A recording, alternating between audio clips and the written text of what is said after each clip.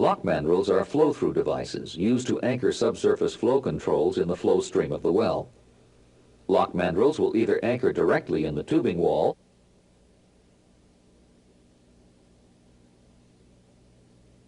in a collar recess or in a special receptacle provided in the tubing string. All locking devices have certain features that are the same. They must have a means to be securely anchored in the flow stream of the well. They must have a seal that will contain the pressure of the well.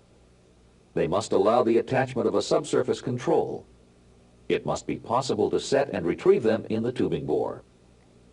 Tubing locks are lock mandrels that can be anchored in the tubing without any special receptacle being provided. Slip locks anchor and seal on the ID of the tubing, while collar locks, like collar stops, use the collar recess in API threaded and coupled pipe for anchoring the lock mandrel. The main advantage of the collar lock mandrel is the higher pressure rating for all sizes as compared to the slip lock. This is because the lock uses the collar recess on API threaded and coupled pipe as the locking profile. This provides a more substantial surface to support the lock mandrel. These locks are also capable of supporting a positive pressure differential from both directions. In order to unlock and retrieve a tubing lock, it is necessary to equalize any pressure that might be held beneath the lock and its attachments. An equalizing sub is normally run between the tubing lock and the subsurface control for this purpose.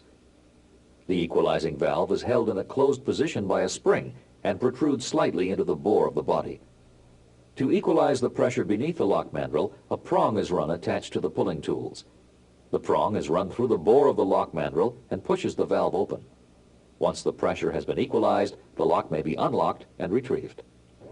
The slip lock can be used to anchor plugs, safety valves, pressure regulators, or bottom hole chokes. These locks are usually limited to use in low volume, low pressure wells. This is because slip locks have a relatively small flow area through the bore of the lock and limited pressure ratings because the lock uses the tubing wall itself to anchor the lock, and the condition of the tubing will deteriorate with time.